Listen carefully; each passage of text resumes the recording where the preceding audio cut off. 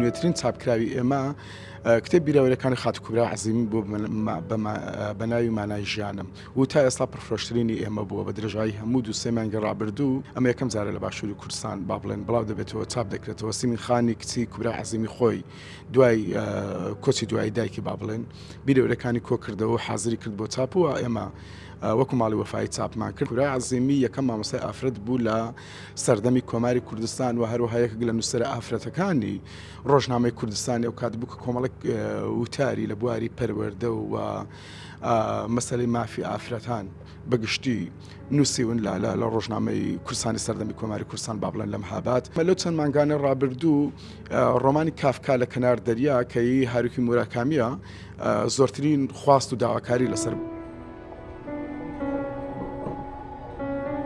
کتێبی دەروناسی ڕەش و لەگەر کتێبی 180 کە زۆرترین داواکاری لەسەر بووە دەتوانین بڵین دەروناسی ڕەش وەکو ترندێک وا بۆ لە ناو کتێبخانەکەی ئێمەدا. کتێبی 180 پلە وا لێ دەکە کە بچی ئەو شوێنەی کە خۆتی یعنی لەوانەیە مەسەرەن لە بەشێکی ژیانت لە هەڵەداوی ئەم کتێبە دەتگەنێتە ئەو کەناری ئارامەی کە لە دەریایکی ون تێدا خۆت بزر کردووە.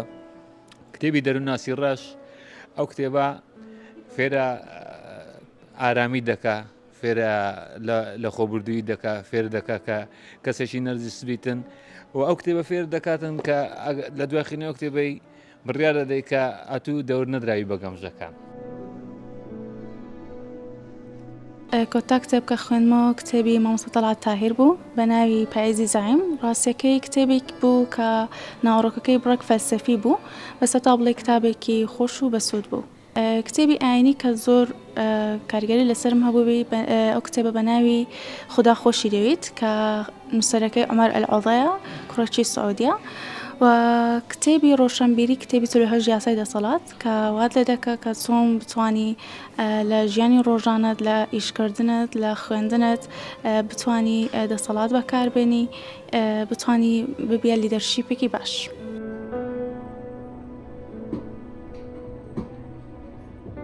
پرفرۆشتنی کتێبمان بەگشتی کتێبی 1922 کە ڕۆمانشی دەرونیە کەیسەکە لە ڕاستی و وەرگیراوە یەک بوو لە پرفرۆشتنی کتێبەکان تەنانەت لە پێشانگەش فرۆشەشی زۆر باشە بۆ خوێنەری خۆی هەبوو. بەڵێ طبعاً ڕۆمانەکە باز لە پیاک دەکە کە تەماعی لە میراتی ژنەکەی خۆی دەدا. طبعاً بەنەو عەشێدە کە لێ دەبێت حاڵەتش دەرونی خراپ بە شێوەیە کە هەوڵی کوشتنی ئافرەتەکە دەداتن. ستیڤن کینگ خۆی ڕۆمانەکانی بەگشتی ڕۆمانی دەرونیە زۆربەی زۆریشی لە ڕاستی و وەردەگری کەیسەکان دەیکاتە ڕۆمان. طبعاً وەرجێڕانی مەدینە ئەحمەدە ئەو ساڵ کراوە بە کوردی وەگە یەکەم کتێبی شتی کە کراوەتە بە کوردی.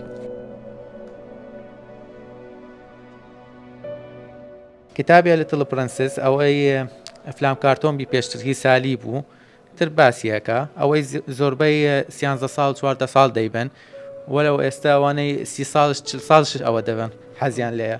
وایت نایتی دۆستۆڤسکی ئەوە چیرۆکێکی بچووکە بۆ دۆستۆڤسکی باسی خۆشەویستی ئەکا بەڵام نەهایەتی زۆر ناخۆشەوەی کە ئاوەیە.